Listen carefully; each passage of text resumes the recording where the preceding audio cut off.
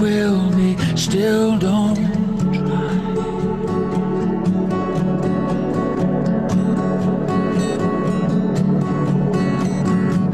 Don't let your heart get heavy, child, inside you. There's a strength that lies.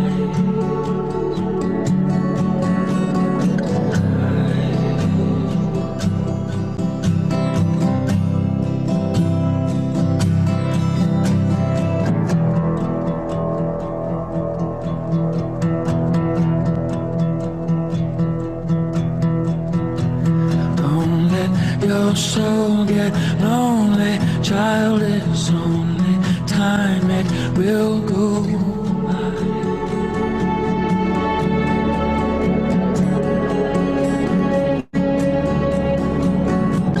Don't look for love in faces, places, it's in you, that's where you'll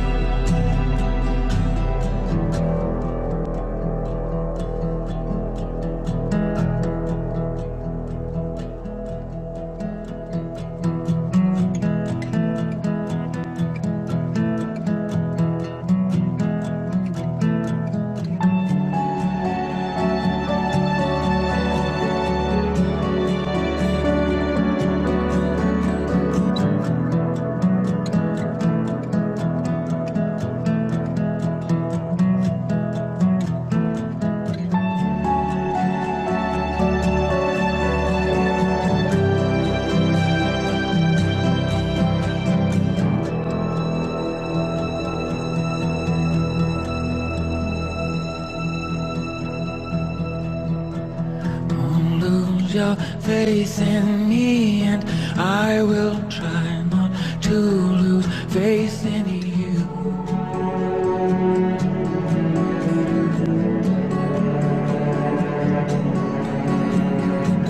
Don't put your trust in walls, 'cause walls will only crush you when they fall.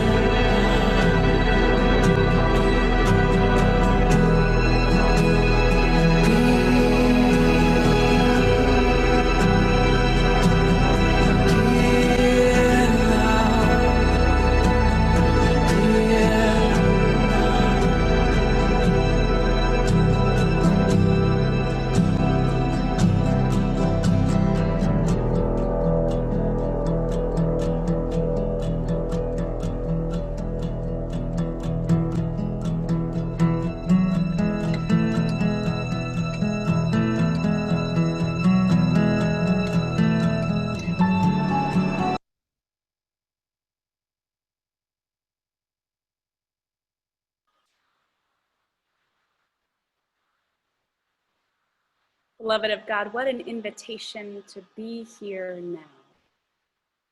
My name is Tendiwe Dale Ferguson. I'm the minister here at First Congregational Church.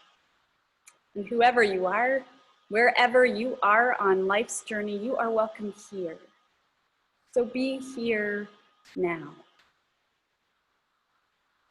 I want to welcome all of those who are guests and visitors with us this morning. I know of a few.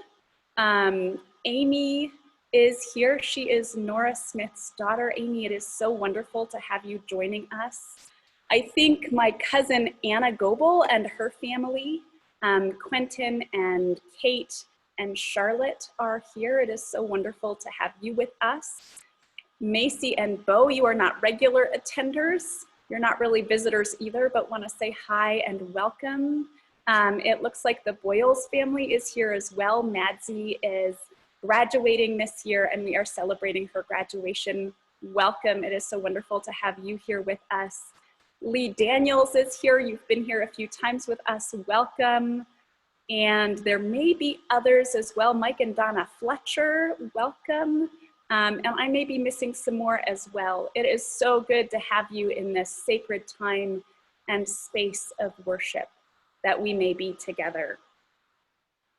Before we turn to celebrate our graduates, which is the bulk of what we're doing today, I want to take a moment also to recognize and honor that it is Memorial Day weekend. And today on this weekend, we remember all of those who have served in any way in our country's military or Coast Guard or any other kind of service to our nation. We remember all of those who have died. We recognize all among us who are veterans or who are parents or loved ones of people who have served in the military in some capacity.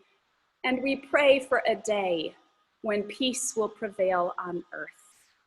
And so we light a candle to remember and to hold in love and peace that wider community of ours.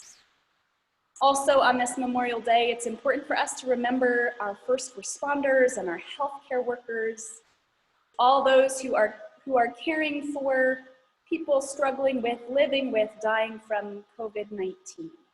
And so we light candles for the lives lost and all of the helpers.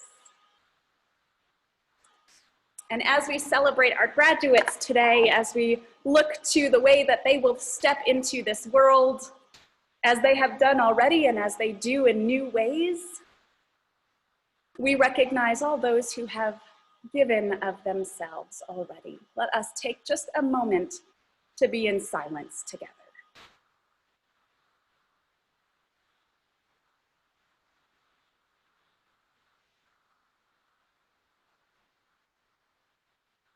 Hear our prayers and our memories and our love, spirit of peace and grace, goodness and mercy. Amen. So today we do honor our graduates, the extended graduates of our church family. We are honoring 6 graduates today. 5 are graduating from high school and 1 from college. You will hear more about each of them as we continue in our service. And part of our honoring of them today is focusing on poetry, this language that can speak to us across time, across distance, that tells us a little bit about what it means to be human, to be in relationship, to be courageous, and to live in love. I want to say a special word of thanks to retired minister, hospital chaplain, and professor, and member of our congregation, Reverend Nora Smith, who will be preaching today. And I also want to let you know that our worship is going to run long.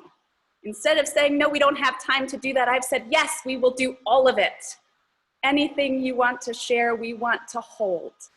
And so I'm letting you know ahead of time that our service will run a little bit long today, and I hope that you will stay for the whole of it as we celebrate together, as we hear a good word, as we are the people of love, the people of peace, the people of grace and joy together across the distance.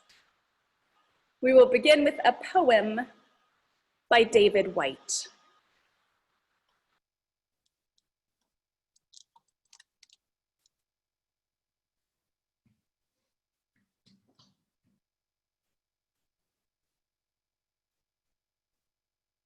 Is Alexandra here? Right here.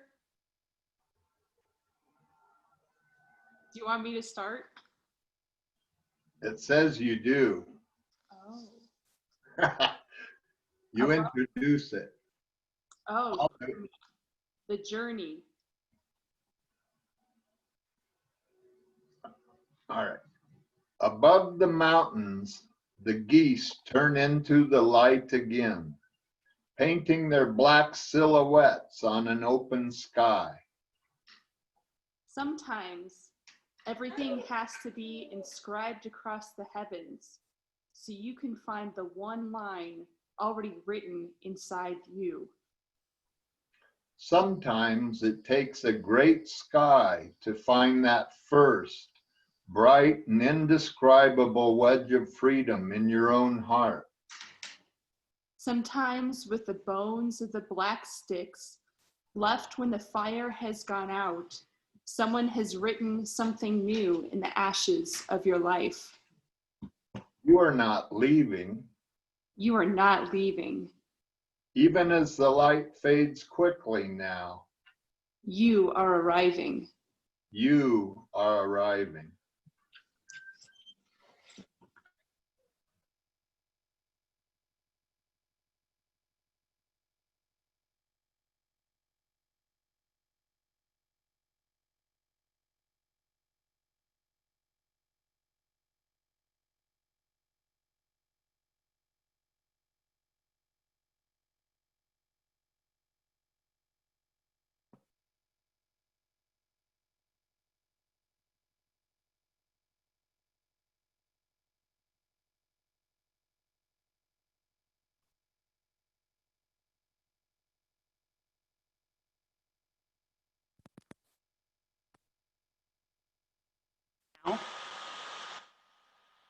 Okay, sorry about that.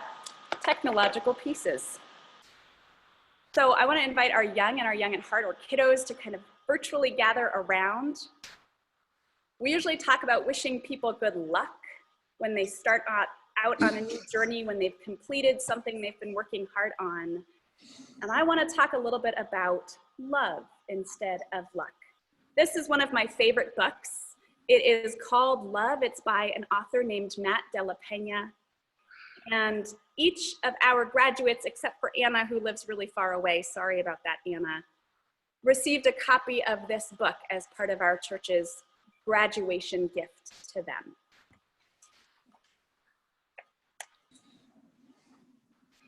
In the beginning, there is light, and two wide-eyed figures standing near the foot of your bed, and the sound of their voices is love. A cab driver plays love softly on his radio while you bounce in the back with the bumps of the city, and everything smells new, and it smells like life. Love, too, is the smell of crashing waves and a train whistling blindly in the distance, and each night the sky above your trailer turns the color of love. In a crowded concrete park, you toddle towards summer sprinklers while older kids skip rope and run up the slide, and soon you are running among them. And the echo of your laughter is love. On the night the fire alarm blares, you're pulled from sleep and whisked into the street where a quiet old lady is pointing to the sky. Stars shine long after they've flamed out, she tells you, and the shine they shine with is love. But it's not only stars that flame out, you discover. It's summers too, and friendships and people. One day you find your family nervously huddled around the TV, but when you ask what happened, they answer with silence, and they shift between you and the screen. In your dream that night, you're searching for a love that seems lost. You open and closed drawers, you lift cushions, empty old toy bins, but there's nothing. You wake with a start in the arms of a loved one who bends to your ear and whispers, "It's okay, it's okay, it's love." And in time, you learn to recognize a love overlooked, a love that wakes at dawn and rides to work on the bus, a slice of burned toast that tastes like love. And it's love in each deep crease of your grandfather's face as he lowers himself onto an overturned bucket to fish. And it's love in the rustling leaves of gnarled trees lined behind the flower fields. And it's love in the made-up stories your uncles tell in the backyard between wild horseshoe throws. And the man in rags outside the subway station plays love notes that lift into the sky like tiny beacons of light. And the face staring back in the bathroom mirror, this too is love. And so when the time comes for you to set off on your own, heavy winds will sweep past your building and great gray clouds will congregate above. Your loved ones will stand there like puddles beneath their umbrellas, holding you tight and kissing you and wishing you luck. But it will not be luck you'll leave with, because you'll have love. You'll have love, love, love. And this love belongs to each of you. Our children, our young at heart, our graduates, Pat, Lorenzo, Abby, Macy, Anna. May this love be yours. Amen.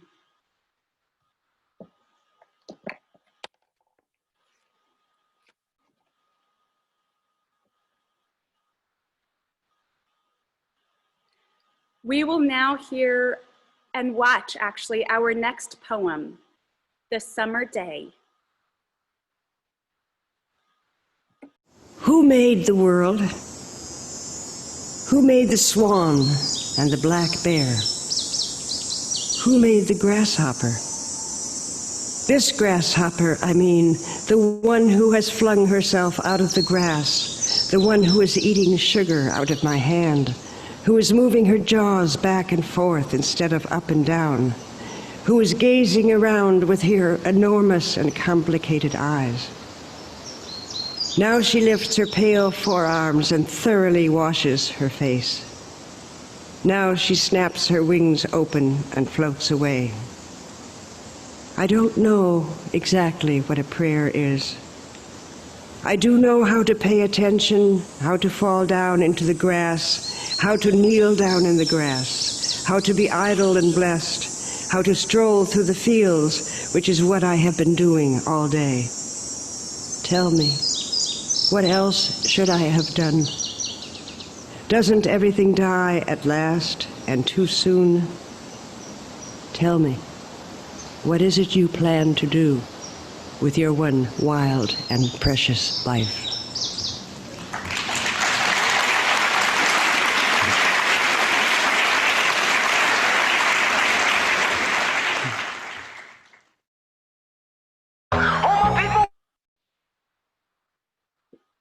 It took me just a moment as we heard the applause for Mary Oliver to remember that that was part of the recording and not all of you out there applauding for that poem. As we bring together the gifts of story, the gifts of laughter, the gifts of poetry and family, so also we are invited to bring our gifts, gifts of money to support the ongoing ministry and mission of our congregation. And as we lift up the bringing of gifts, we also acknowledge the need for gifts.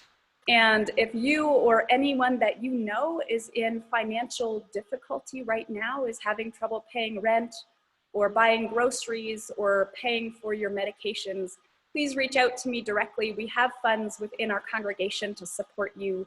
Your need or the need of someone that you know, and any assistance you receive will remain strictly confidential. Friends, let us with joy and gratitude and generosity bring the gifts of our hearts.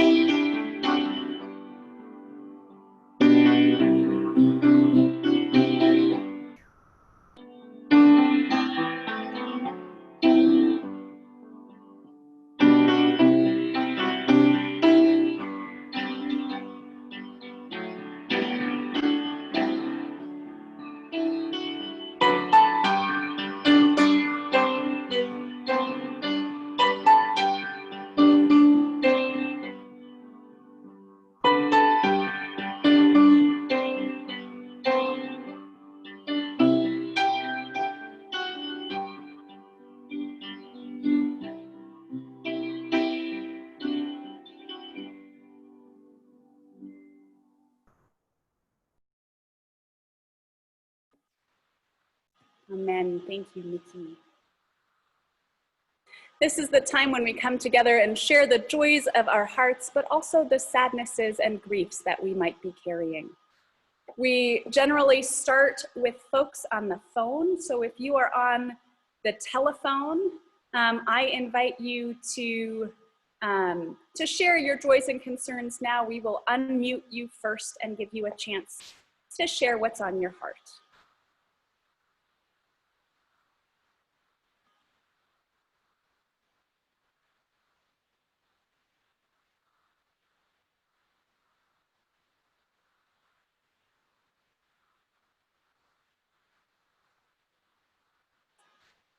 And we're going to shift over to folks who are on video at this point. If you would give either a wave on your picture, we will work on unmuting you so that you can share your joys and concerns.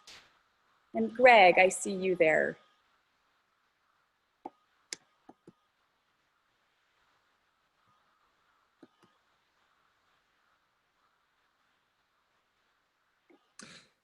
Yeah, I'd like to put the Pacheco family, if you could send prayers to them, Charles and Caleb and Carl.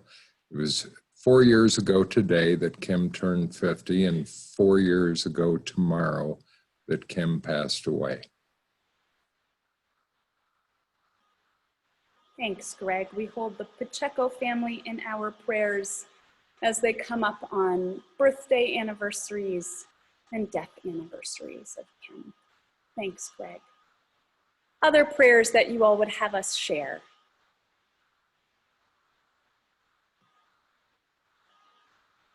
Craig Jump, yes. I have a joy. Last week I told you about my good friend Andy who passed away. And so yesterday I was working out in the yard and I decided to play Andy music, which is like Jimmy Buffett and a category called Hawaiian slack key guitar, Janis Joplin and stuff.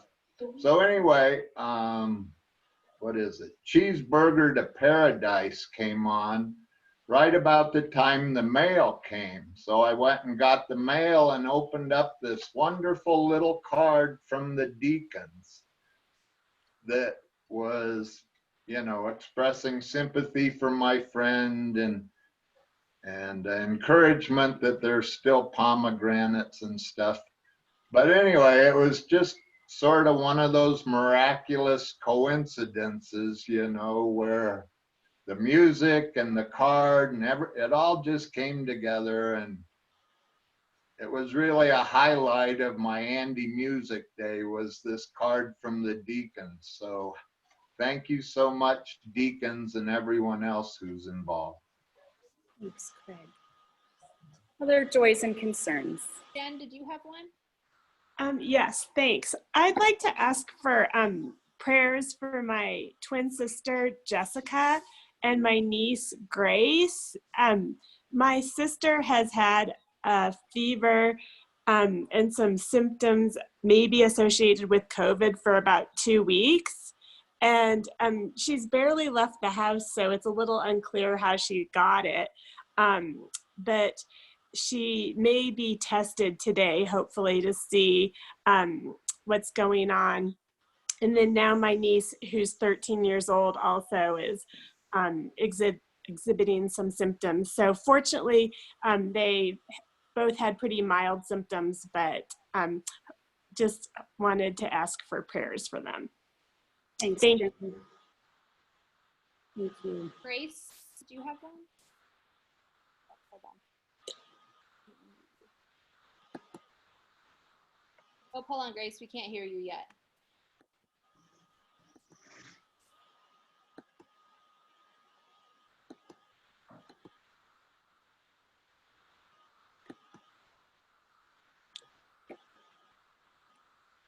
You may need to unmute yourself, Grace.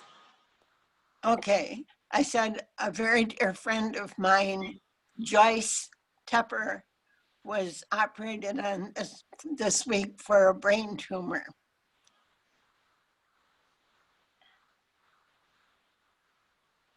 We hold Joyce and her healing in our prayers. Thanks, Grace.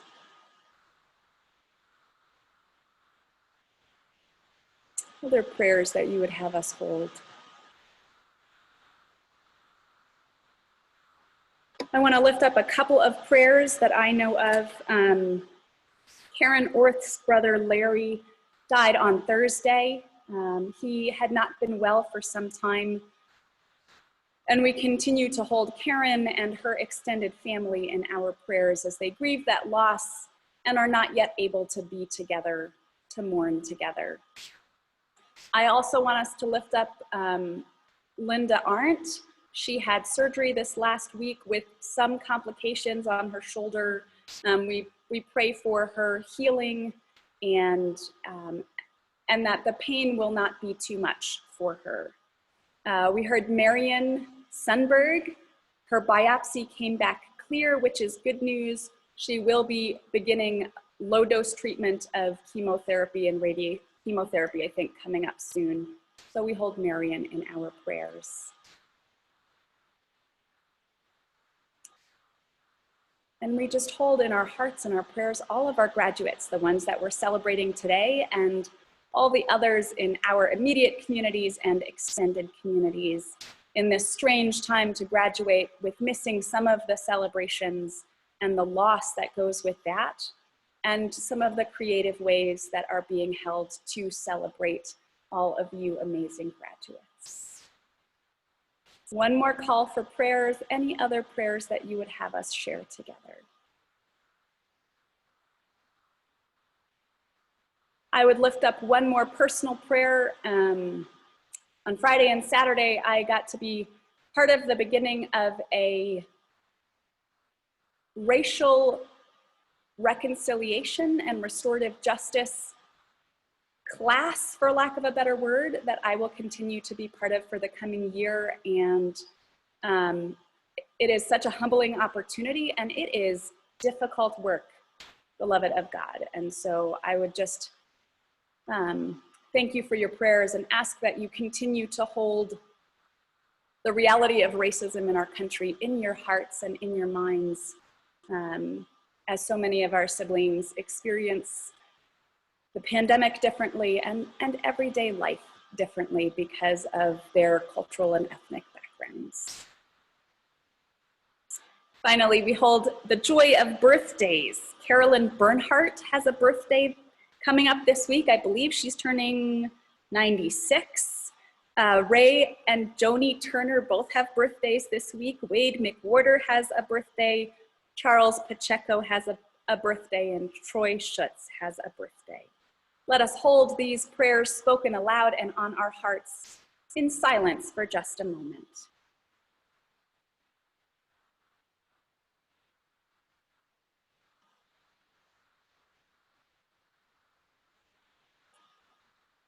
And if you have our order of service, I invite you to join me in a paraphrase of the prayer that Jesus taught. Holy One, whose name we honor and praise. When we laugh, you laugh with us. When we weep, your tears wash over the earth. You know the joys and sorrows of our hearts, our efforts for change, and our resistance to it. We seek a time when your ways become our ways, a time when our hopes for reconciliation, peace, and justice become reality. Spirit of life, today we ask for enough, that the food we have may be enough, that the money and possessions we have may be enough, that our achievements and successes may be enough, that we may be enough. Lead us from the temptations of wanting more to the contentment of having and being enough. Even as you sow the seeds of discontent that move us to change systems that give some too much and others too little. Help us to forgive others and ourselves when we disappoint, neglect, or harm, for your grace is enough for all of us. By your creativity, the universe was born, and in your love, we are sustained. Amen.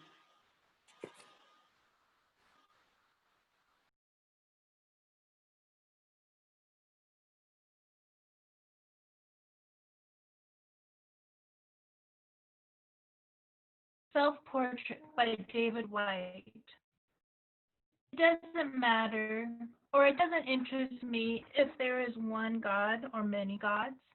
I want to know if you belong or feel abandoned, if you know despair or can see it in others. I want to know if you are prepared to live in the world with its harsh need to change you, if you can look back with firm eyes saying, "This is where I stand." I want to know if you know how to melt into that fierce heat of living, falling toward the center of your longing. I want to know if you're willing to live day by day with the consequence of love and the bitter unwanted passion of your sure defeat. I have been told in that fierce embrace, even gods speak of God.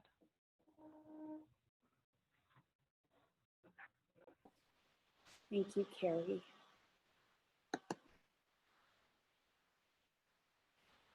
As I think about what I know of our graduates,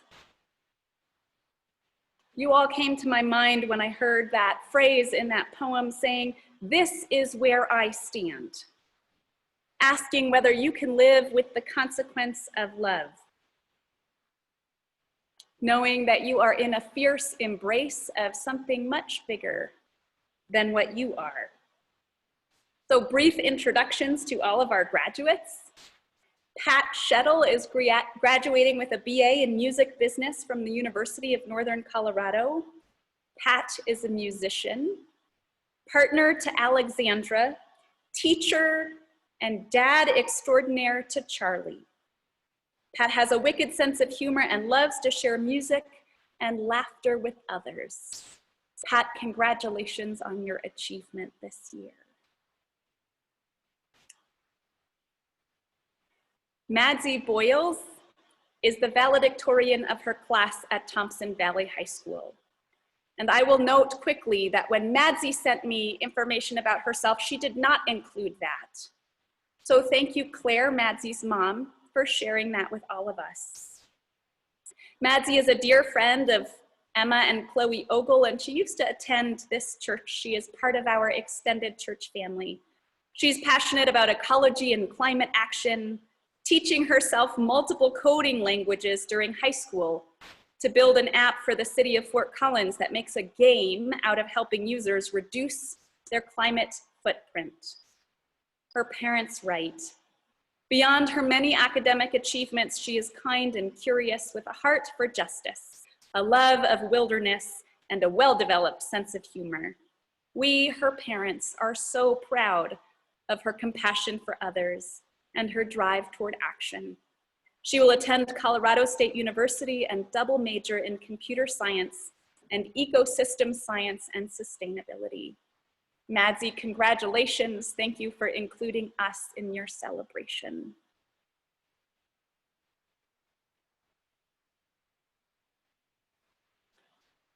Lorenzo Antonio Crespin is graduating from Fort Lupton High School. Lorenzo is Carrie Johansing and Paul Heinzelman's nephew. He is compassionate, kind-hearted, gentle, and persevering.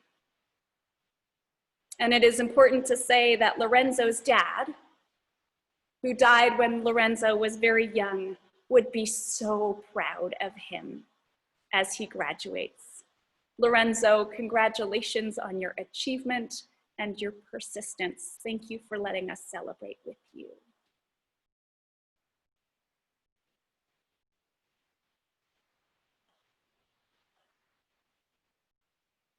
Annabelle Goebel, my cousin. You are graduating from Concord High School in Concord, New Hampshire. You love to swim and hang out with friends. She is caring, passionate, and honest. She is a truth teller, and has made personal sacrifices to be that truth teller.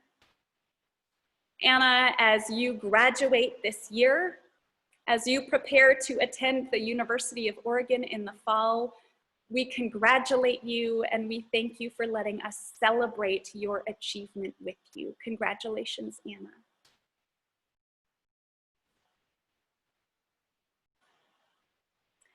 Abigail Hope Mickish is the daughter of Carl and Shandy Mickish.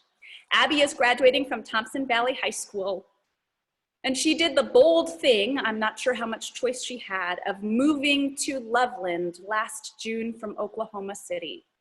She started in a new high school as a senior, and then she got to finish her high school career in the middle of a pandemic. Abby, that takes guts. Abby is an honors student whose favorite subjects are English and science. She loves art, photography, talking about deep topics, and hanging out with her friends. Abby, congratulations on sticking with it all the way through. Thank you for letting us celebrate with you.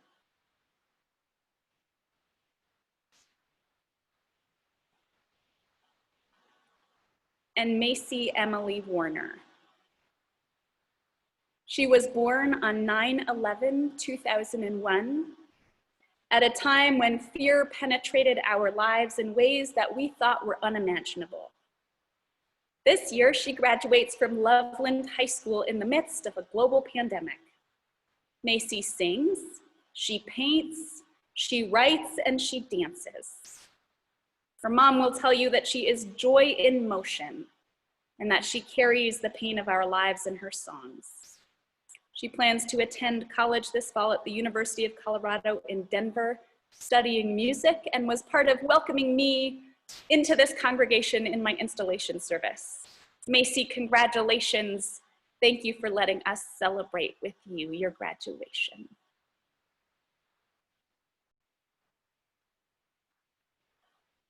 Dear ones, graduates, you are holding so much right now. There is loss, and there is so much achievement, so much perseverance, so much hope that each of you holds and that each of you shares with us. We have a few more things. Some of your family members have stuff that they would like to share with you, and then we have a video to celebrate your achievement. We're going to turn to Alexandra and Charlie, reflecting with Pat.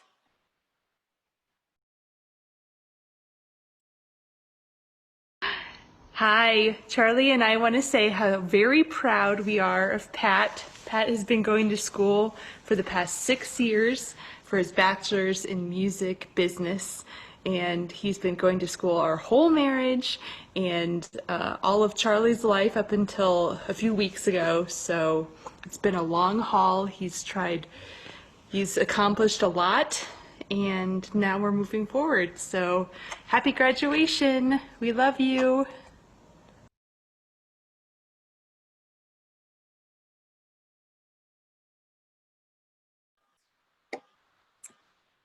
And Julie, I know you wanted to share some words of congratulations to Macy.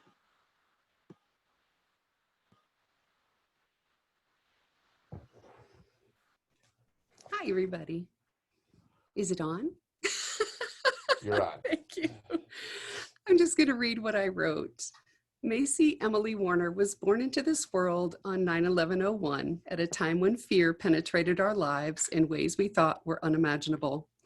The nurses and the doctors at Rose Medical Center came into the room directly after her birth, exclaiming, "She has a dimple, and this is the mark of an angel in our midst." They were crying, by the way. They wept as they held her. As I reflect on this milestone, her graduation from high school, I see that angel moving in this world with thoughtful grace, using her gifts to bring light to dark, comfort to the oppressed, and hope for peace between people.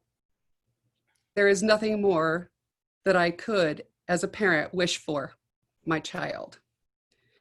Macy does sing and paint and writes and dances, and she is joy in motion. If you've ever met her, you know this. She carries the pain of our lives in her songs. You are not alone. That is her message. It is astounding to me that she can write and play and sing these songs so effortlessly, with such dignity and humility. Her plans for college this fall at the University of Colorado in Denver will be opening a new world, studying the thing that she loves dearly, with kindred spirits from around the globe, music. I am so very proud of you, you who have become my angel. I love you.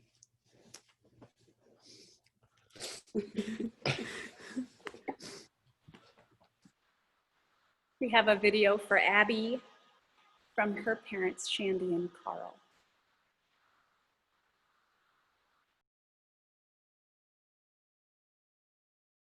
I think we did. What?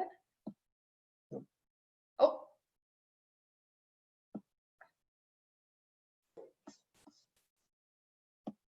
Can they hear us? Yeah. We can hear you. Okay. Is this working?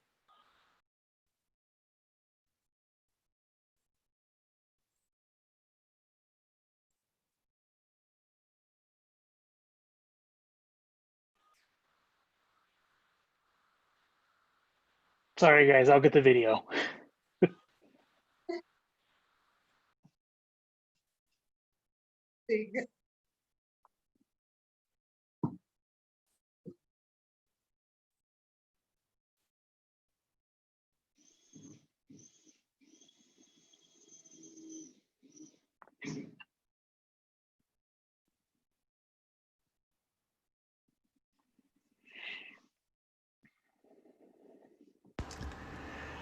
Abby, you are so amazing and wonderful. I hope that you see the value in yourself, your depth, your empathy, your kindness, and desire for solidarity with those who do not have what you have. We see these things every day in you, and they are truly beautiful. I hope that these beautiful qualities will kindle and fuel your passion for what you decide to pursue, for whom you become. We are so excited to watch you grow personally and spiritually and offer yourself to the world around you. You are amazing, and when you are seen with your depth and your grace, it truly brings tears to my eyes. To know that someone sees your true strength and beauty that we've watched as you've grown up. Abby, what a joy you are to our family. You were a quiet presence to begin with, and now you are launching into the world with all of you, and you are far from quiet. We are incredibly proud of who you are and becoming. Your heart for justice, your love of the marginalized, it is a beautiful thing to watch. We have marveled as you have overcome many obstacles that were in your way. You have braved speaking truth to power, standing up for your own voice and your viewpoint, and made each of the schools you have attended better after your presence was there. You will make a difference wherever you are. We love you so much. We've seen your creativity, your uniqueness, and your ability to see beyond people's words, to see beyond a person's actions, to care beyond an outward appearance. Abby, you're so perceptive, and we've always been amazed how you give yourself permission to feel things deeply. It is beautiful the way that you combine this perceptiveness and the ability to feel and to offer everything of yourself in relationships. You know yourself, and we see how you see others. We are so proud of how you express yourself in written words, in your art, and in simply being present to those around you. You are graduating in a time when the world around you is changing dramatically. We hope and pray that you bring your uniqueness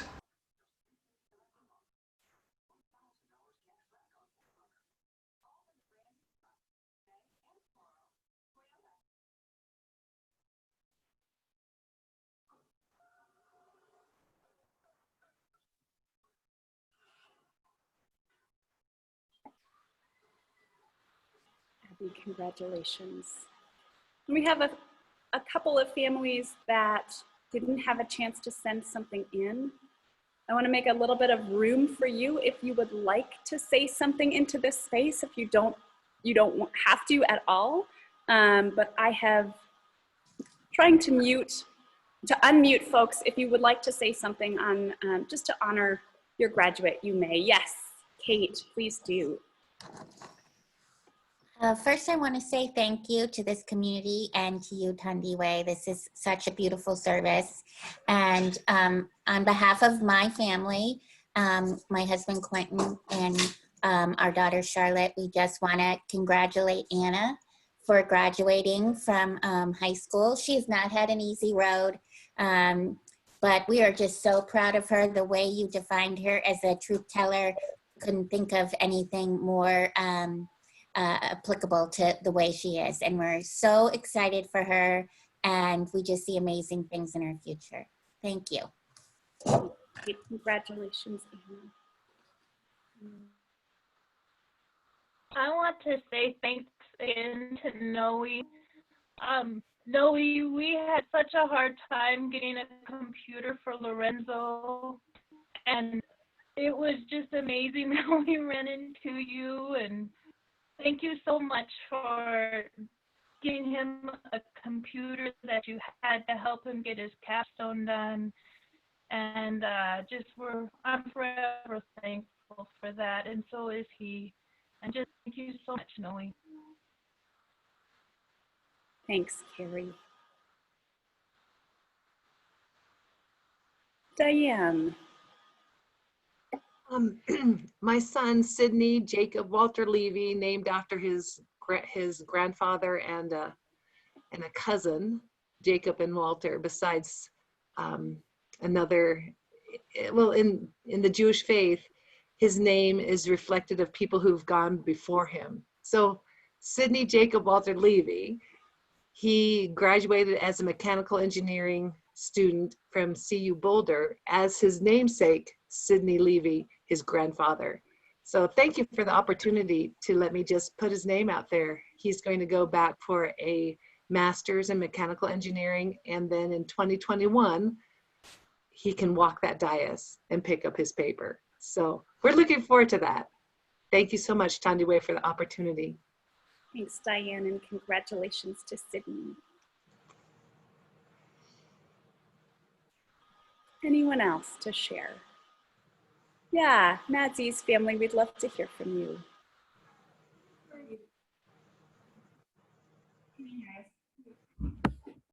Oh yeah, okay. We just wanted to say thank you for inviting us back and for honoring Madzi today, especially to Jen and Emma and Chloe, who we've missed and who it's been wonderful to be back for the past week as we prepare. Thank you all for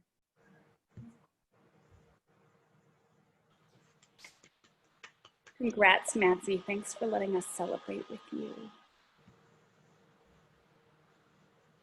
We put together a little video. One of the things I asked for when I first reached out to these seniors was pictures. And so we have some pictures of you. Pat, you didn't get to pick yours. Alexandra picked yours. So thanks for letting us smile because they are really delightful. The music that you will hear is one of Macy Warner's songs, and Macy is one of our graduates. Let us be together in that spirit of celebration.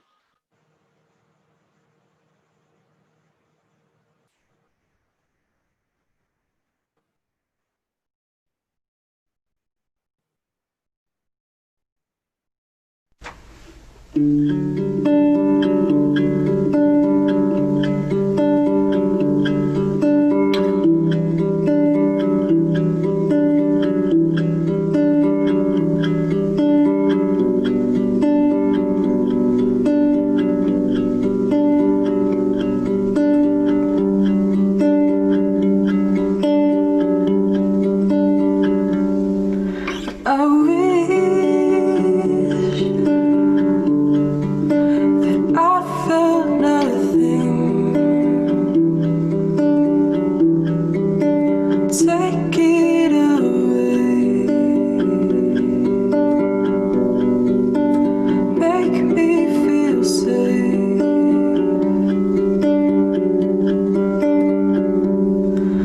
For now,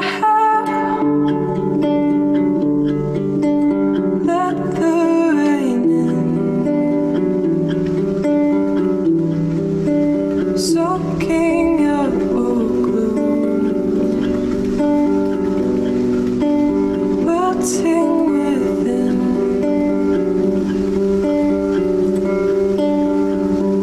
I don't wanna go, I don't wanna think, I don't wanna eat, I don't wanna drink, I don't wanna talk, I don't wanna speak, I don't wanna hide, I don't wanna see.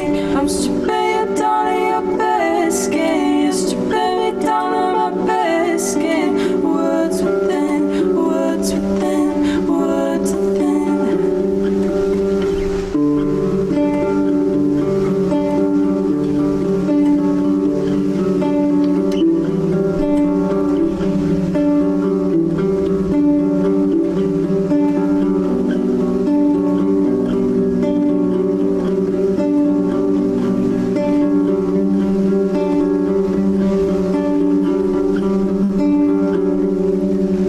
I wish I felt nothing. Take it away. Make me feel safe.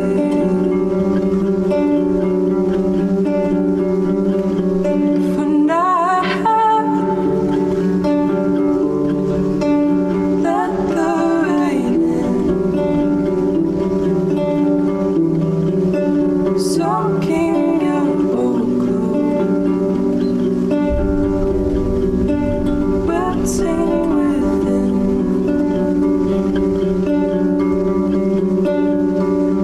I don't wanna go, I don't wanna think, I don't wanna eat, I don't wanna drink, I don't wanna talk, I don't wanna speak, I don't wanna hide, I don't wanna see. I wish I could just muster trust. I might stop us. You have to feel, you have to feel, you have to feel, you have to feel, you have to feel, you have to feel, you have to feel every emotion you can. I feel emotions like oceans washing over me, and I feel my skull pulse out signals that proclaim they are me. And I think that talk is cheap, and you are the same as me. I think your ideas are weak, and I'm not as sick as they make it seem.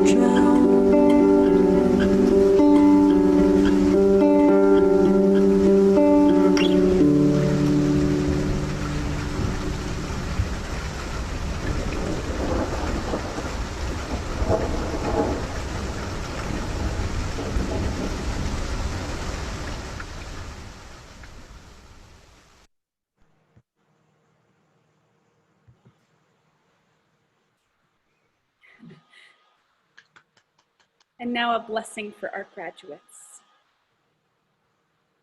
May Spirit bless you with discomfort at easy answers, half-truths, and superficial relationships, so that you may live deep within your heart. May Spirit bless you with anger at injustice, oppression, and exploitation of people, so that you may work for justice, freedom, and peace for all humanity. May Spirit bless you with tears to shed for those who suffer from pain, rejection, starvation, and war, so that you may reach out your hand to comfort them and to walk with them as they turn their pain to joy. And may Spirit bless you with enough foolishness to believe that you can make a difference in this world, so that you can do what others claim cannot be done. Anna, Abby, Macy, Madsy, Lorenzo, Pat, Sydney, may it be so. We are going to hear The Way Appears, read by Bo.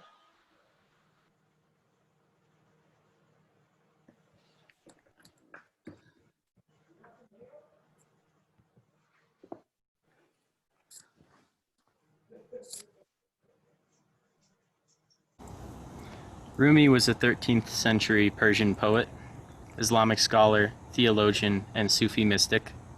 This is his poem, Your True Life. As you start to walk out on the way appears. As you cease to be, true life begins. As you grow smaller, this world cannot contain you. You will be shown a being that has no you in it.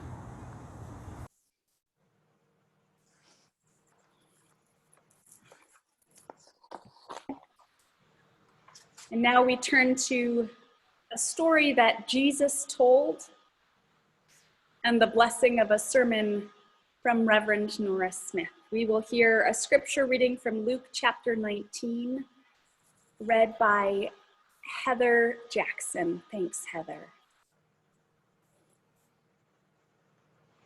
Introduction to the parable of the talents. Jesus has prepared his followers for the time when he will no longer be with them. He has entrusted his wealth to them, and that wealth is they themselves, the people who have come to hear the message of love and compassion, and the teachings which point to understanding what it is to love in this way. This parable stands in a long line of stories shared in preparation for Jesus' crucifixion. Biblical scholars would suggest that modern people might hear this parable as a challenge to use our talents well. An ancient audience in Jesus' time might have heard the parable differently. Today, we might applaud the first two slaves for trading and investing wealth. In Jesus' day, that behavior might have been condemned because they profited at the expense of others. Honorable people did not try to get more, and those who did were automatically considered thieves. To have gained, to have accumulated more than one started with, is to have taken the share of someone else. We'll hear the story as told in Luke 19, verses 12 to 28. Jesus said, "A man of noble birth went to a distant country to have himself appointed king and then to return. So he called 10 of his servants and gave them 10 minas. 'Put this money to work,' he said, 'until I come back.' But his subjects hated him and sent a delegation after him to say, 'We don't want this man to be our king.' He was made king, however, and returned home. Then he sent for the servants to whom he had given the money in order to find out what they had gained with it. The first one came and said, 'Sir, your mina has earned 10 more.' 'Well done, my good servant,' his master replied. 'Because you have been trustworthy in a very small matter, take charge of 10 cities.' The second came and said, 'Sir, your mina has earned 5 more.' His master answered, 'You take charge of 5 cities.' Then another servant came and said, 'Sir, here is your mina. I have kept it laid away in a piece of cloth. I was afraid of you because you are a hard man. You take out what you did not put in and reap what you did not sow.' His master replied, I will judge you by your own words, you wicked servant. You knew, did you, that I am a hard man, taking out what I did not put in and reaping what I did not sow? Why then didn't you put my money on deposit so that when I came back, I could have collected it with interest? Then he said to those standing by, take his mina away from him and give it to the one who has 10 minas. Sir, they replied, he already has 10. He replied, I tell you that to everyone who has, more will be given. But as for the one who has nothing, even what they have will be taken away. But those enemies of mine who did not want me to be king over them, bring them here and kill them in front of me.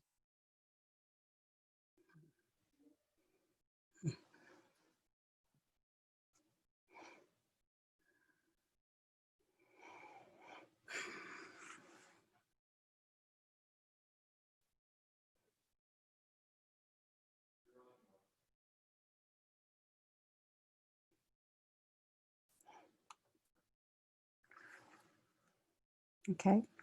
Good morning, everyone. What a privilege to be here on this graduation Sunday to honor these remarkable young folks. Can you hear me? I'm okay? Okay. For those who don't know me, I am Nora Smith, a retired UCC minister and member of this congregation. Tundaway Dale Ferguson is my pastor and my encourager as I share with you this morning. Some background that might be helpful as we begin.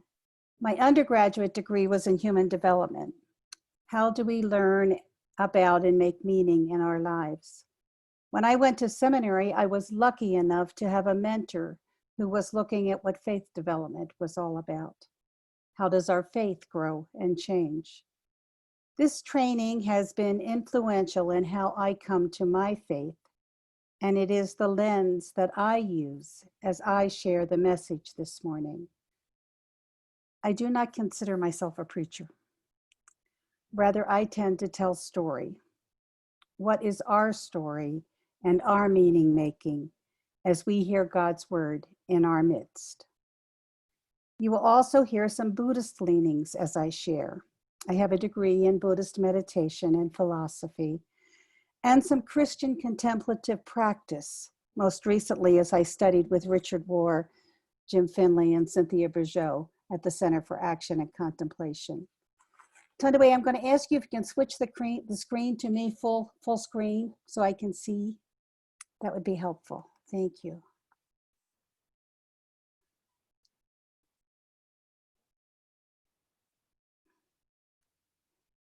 It's going to take me just a minute. Okay. Let's see. Here we go.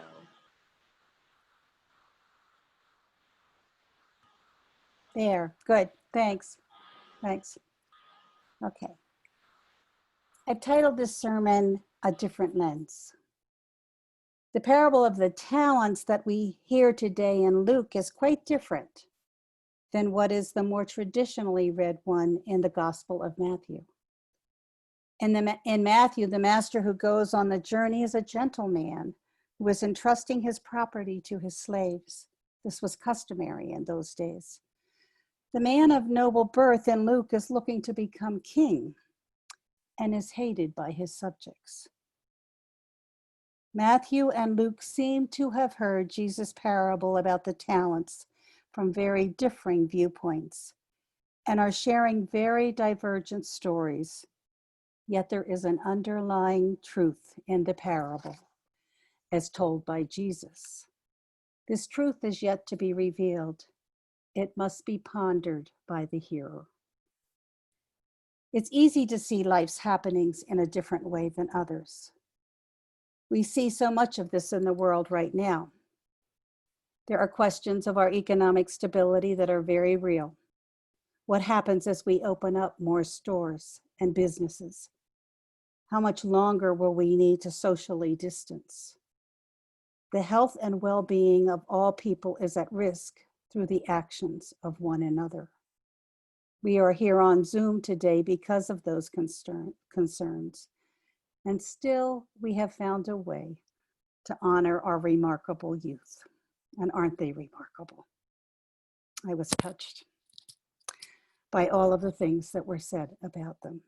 They've spent 12 long and good years getting to this place of graduation. This is an important time. What might the hearers in Jesus' day have understood in the parable of the talents? Jesus told this parable to turn perceptions upside down, almost like a puzzle. He was creating a puzzling situation, and people had to ponder the story's meaning. Today, we might applaud the investment of the first slaves for trading and investing well. In Jesus' day, that behavior would have been condemned.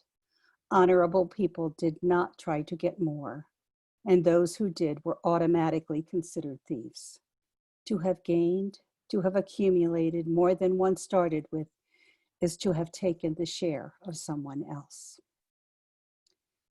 This is much like a Buddhist koan, a puzzle to ponder a higher truth. Jesus was asking his disciples and others to care for one another with new eyes, with the eyes of love and compassion. I'm going to ask you today to take on that puzzle, to look at the lens that you are using to make sense of all that is happening right now. Some are calling this liminal space-time. It's a time when we're not sure yet how to proceed. We are learning, but we haven't learned enough yet. We are on unstable ground. We are in a situation where it is best that we collectively make decisions.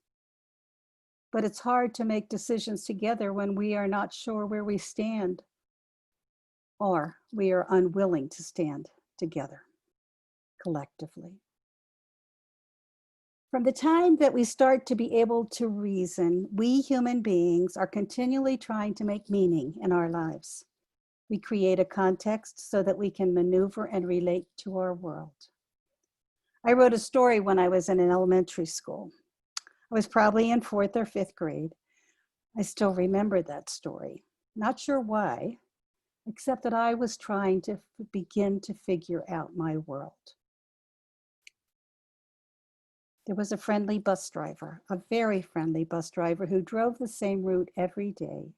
He was kind to everyone. He knew their names and would greet them happily. Everyone loved to ride his bus because they felt important to him. One day, the bus driver got glasses. And when he did, he began to see things in the people that rode his bus that he didn't like. One person had tattered clothes and was very dirty. Another person pushed his way around other people. And still another person always looked grumpy and mean. The bus driver became less friendly. People didn't enjoy the bus ride as much. I'm not sure where I went with this story. I wish I still had it. I have it up here. I recognized in my adult mind that I was beginning to say things in my world that were puzzling to me. I wasn't sure what to think about them. My lens was changing and developing. Was I seeing the world in a more realistic way? I'll leave that up to you, the hearer, to answer for yourself. Later in life, as I matured, I was now in high school, I was asked to do a book report, and I chose the book Two Cultures and the Scientific Revolution by C.P. Snow. I still have that book on my shelf. I went back and looked at the front page leaflet. Snow was writing about the rift between science and humanities and how the educational systems in England, Russia, and United States potentially could influence and help lessen the gulf between the rich and the poor. There was a large concern during those years around world hunger and population growth. I'm not sure that I grasped the book's intent. I was interested in this book for another reason. I was trying to understand why I saw the world so differently than my parents. My father was a nuclear engineer. He was very smart. He was a scientist of sorts. And I was interested in the arts and people's feelings. My father went to a church that I had to go to. There were lots of shoulds and should nots. And I was questioning those shoulds and should nots. I was thinking that he left his brains on the doorstep of the church when he went in. How could he believe all this stuff? The church didn't believe in evolution, but I was studying it in school. I could go on, but I must tell you that I loved my father dearly, or I wouldn't have wanted to understand him so. We saw the world in different ways. We each had a different lens, and our lenses were not matching up. There was a puzzle here, and I had no idea at the time how to solve it. Life is a journey. You see evidence of that in our Lectio Divina group that meets at church each week and talks about the scripture for the week, and its push and its pull on us. There are many in that group who would describe their life as a journey, and sometimes a puzzle. But there comes a time on that journey when there is a fulcrum point. A fulcrum is like a wedge, like a V. Ken Wilber, a developmental theorist and integral philosopher, talks about that fulcrum place. He sees it as an important time developmentally in our lives. One can get stuck in that point of the V, up in there, and you have no place to go. It becomes a puzzle. We might stay in this groove for a while, for it can be a place of comfort. I remember in seminary writing in my journal, I feel like I'm in a cocoon, the chrysalis of a butterfly. I'm willing to cut a hole in the cocoon, but I'm not ready for anything more. I don't want to go out into the world and open up more. Later on, I began to see that there was a need to move on, but I questioned how I would move forward. In many ways, that is what the faith journey is all about. It certainly is what Jesus was addressing as he spoke the parables. He was challenging people to look at the lens and the V through which they were viewing their world. And the world was at a fulcrum point, a liminal space-time in time back then too. People were wanting a savior to come. They saw Jesus as the Messiah, the one who was going to bring about change and bring in the reign of the kingdom of God. Jesus knew the change would come through them and their actions in the world. We live in a very oppositional world right now. What kind of actions do we need to take? Major life events can be fulcrum points in our lives. The first day of school, moving and having to make new friends, changes in our family dynamic, losing a good friend or family member, graduation coming and all of the hopes and dreams get vanquished because of a virus, no prom this year, no graduation walking across the stage. And at the other end of school spectrum, as one little kindergartner said to her teacher, "Can we just come back next year and say goodbye to our classroom?" We are at a fulcrum point in life. It's a larger scoped fulcrum point than even graduation or not being able to see your kindergarten classroom one last time. And yet part of the process of recognizing the lens through which we view life's happenings is allowing our grief to seep through our expectations. We must name the dilemma. It helps to recognize and be acknowledged for the things that we do not get to do. We don't get to walk across that graduation stage. We don't get to say goodbye the last day of kindergarten. But once we have acknowledged the grief and the expectations that cause the grief, we can be creative and do things in differing ways. We are watching some puzzle solving around us now, some lessons learned during this shutdown time. We have seen this so creatively in our online worship. services. Our pastor and our leadership have brought us into a whole new world of being together that is enjoyable, even though we miss the human touch of being together in one place. We see that human touch just in our gathering with one another. We see drive-by birthday parties, baby showers, drive-by graduations, people feeding the hungry, making masks for others, setting aside some of their personal financial resources for others who have lost their jobs. It has been well documented throughout the ages that when there is a disaster of some sort, some sort of our better selves can rise to the occasion if we're willing to recognize our grief and work together to solve the puzzle.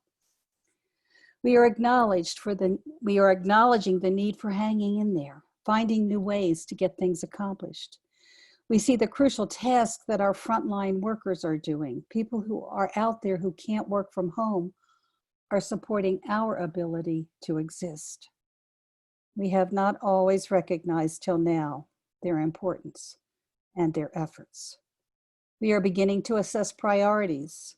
We are recognizing how important face-to-face, person-to-person community is for us. We are appreciating even more the beautiful world that surrounds us, down to the air that we breathe and the wildlife that shares this world with us. This is our relative world, the world that we live in daily, the world that is most evident for our problem solving and meaning making. Yet Jesus, in telling the parables, wanted more than this. Our showing up, getting on board, recognizing our grief and our fear is only the first step. There's a greater lesson to be learned and a wider lens to be used. I want you to listen to another parable, and I call it the 2020 hindsight parable. An old man meets a young man who asks, "Do you remember me?" The old man says, "No." Then the young man tells him he was his student. And the teacher asks, "What do you do? What do you do in life?" The young man answers, "Well, I became a teacher." "Ah, good, like me?" asked the old man. "Well, yes. In fact, I became a teacher because you inspired me to be like you." The old man, curious, asked the young man at what time he decided to become a teacher. And the young man tells him the following story. One day, a friend of mine, also a student, came in with a nice new watch, and I decided I wanted it. I stole it. I took it out of his pocket. Shortly after, my friend noticed the loss and immediately complained to our teacher, who was you. You said to the class, "This student's watch was stolen during class today. Whoever stole it, please return it." I didn't give it back because I didn't want to. Then you closed the door and told us all to stand up. You were going to search our pockets one by one until the watch was found. But you told us also to close our eyes because you would only look for this watch if we all had our eyes closed. So we did. And you went from pocket to pocket. When you got to my pocket, you found the watch and you took it. But you kept searching everyone else's pockets. And when you were done, you said, "Open your eyes, we have the watch." You didn't tell me and never mentioned the episode. You never said who stole the watch either. That day you saved my dignity forever. It was the most shameful day of my life. But it was the day my dignity was saved, and I decided not to become a thief, a bad person. You never said anything or even scolded me or took me aside to give me a moral lesson, but I received the message clearly. And thanks to you, I understood what a real educator needs to do. Do you remember this episode? The teacher answers, I remember the situation, the stolen watch, which I was looking for in everyone's pocket, but I didn't remember it was you because I closed my eyes while looking. I closed my eyes while looking. The writer of this story gave this answer to the puzzle of the story. This is the essence of teaching. If to correct you must humiliate, you don't know how to teach. I would like to take the lesson of this story even further. Something even greater happened for this young man. His basic goodness and inherent dignity was respected and guarded. He had made a big mistake, but he learned that he was more important than the mistake that he made. He was honored for who he was as a human being, as a child of God. There are basic truths in life. In Eastern traditions, they call these relative truths. We need to have a code of behavior and guidelines for the well-being of individuals and community. There are laws that are set to govern and care for that well-being. There is a truth in 10 Commandment living. Yet there is a higher truth and law that needs to undergird the enforcing of these basic truths. This higher law or truth in Eastern traditions is called ultimate truth. In Christianity, we call this ultimate truth the Great Commandment. Thou shalt love the Lord your God with your whole heart and your soul and your mind, and your neighbor as yourself. It takes a lifetime to truly understand and live this ultimate truth. Jesus' audiences would have known the Great Commandment. It was part of the tradition, both in Judaism and in Jesus' teachings. Knowing the Great Commandment and hearing the parable of the talents, they too would have had to ponder what Jesus was asking of them in their daily living as they heard his parables. This is a puzzle that we all must ponder. When I was in parish ministry, I often spoke about our interconnectedness as human beings. And one of the professors in one of the congregations that I served would ask me over and over again, Nora, what do you mean by that? I didn't have the words.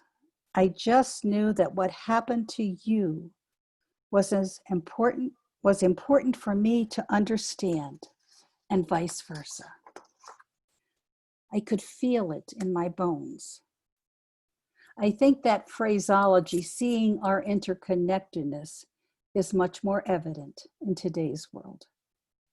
We see it in the pleas of our youth and Greta Thunberg, who spoke before the United Nations at 17, compellingly asking that we pay attention to climate change.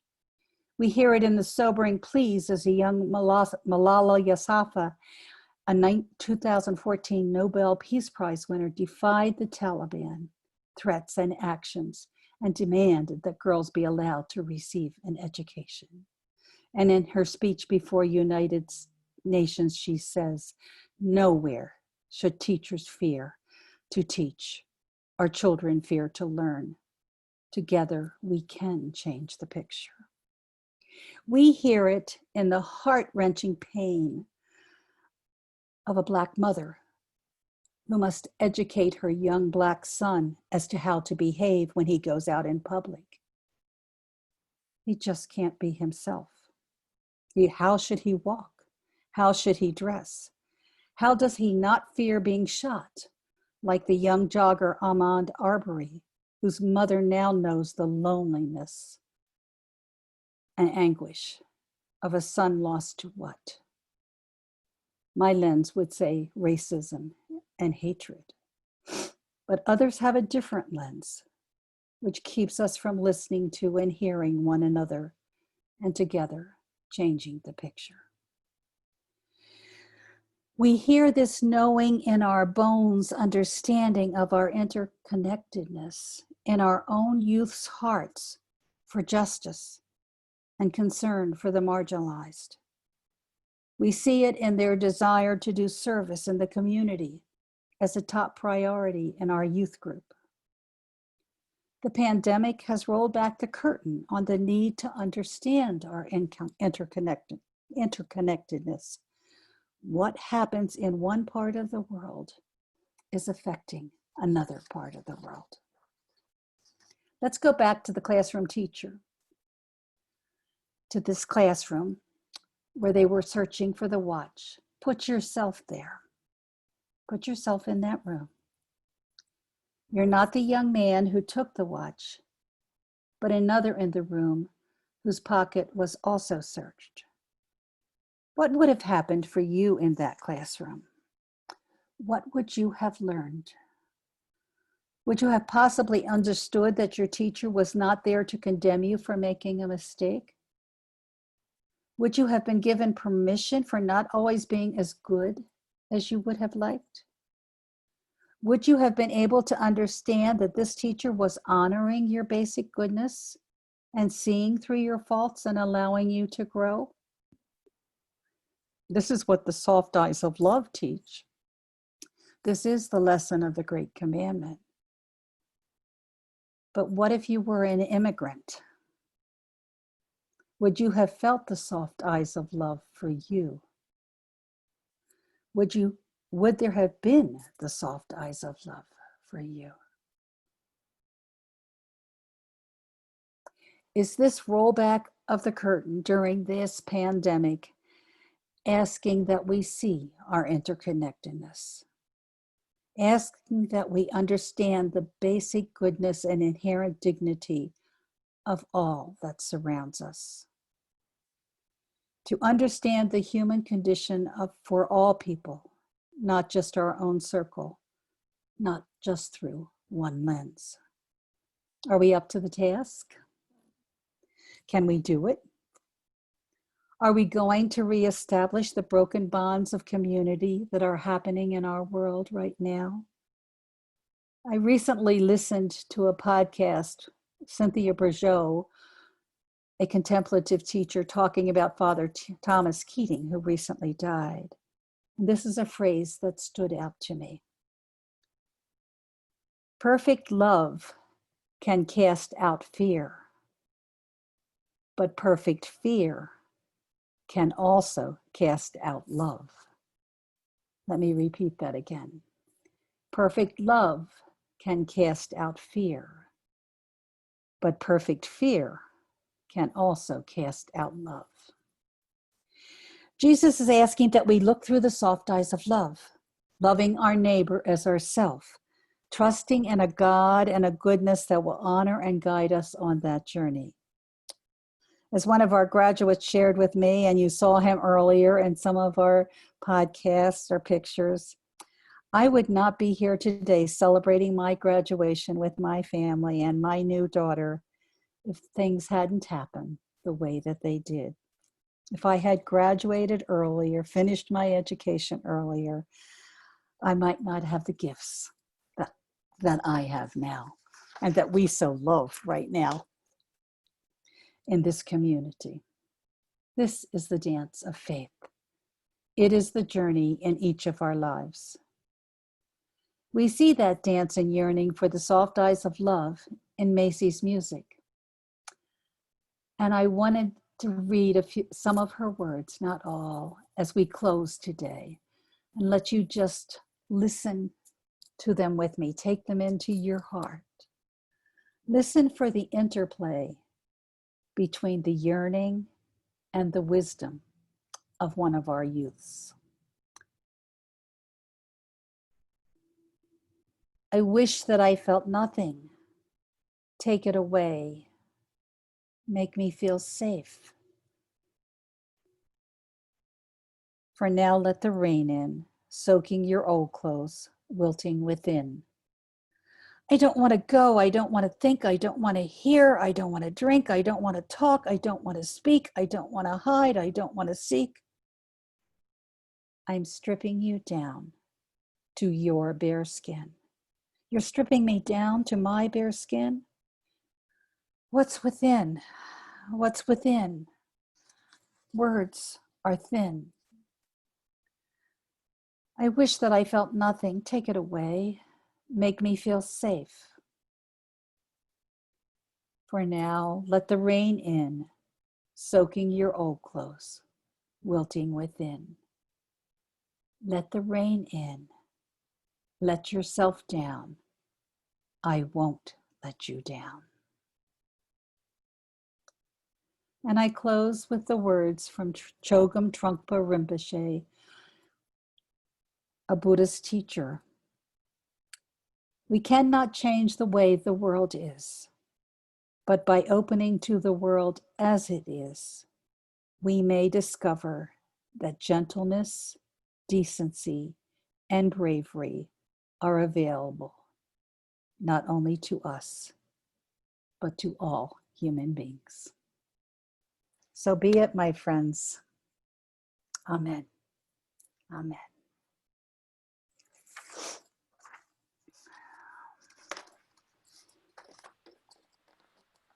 Nora, on behalf of our congregation, on behalf of all of our graduates, I simply want to say thank you, thank you, thank you.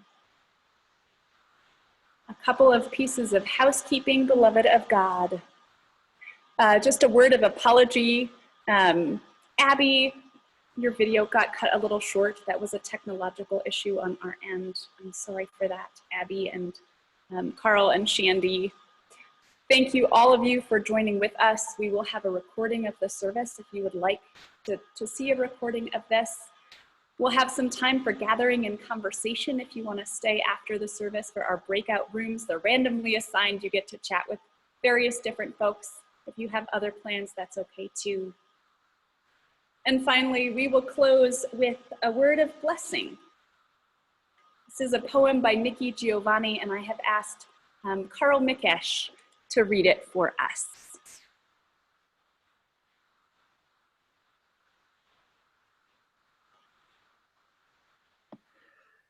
Okay, can you hear me? Thank you. Okay. Nikki Giovanni is an American poet, writer, commentator, activist, and educator. This is her poem, Love Is. Some people forget that love is tucking you in and kissing you goodnight, no matter how young or how old you are. Some people don't remember that love is listening and laughing and asking questions, no matter what your age. Few recognize that love is commitment, responsibility, no fun at all, unless love is you and me. Amen. Amen. Of God, may it be so. Peace be with all of you, and may you have a blessed week to come. And to our graduates, once again, blessings. Thank you for letting us celebrate with you. And we are going to break out into breakout rooms, so you'll have a chance to chat in small circles.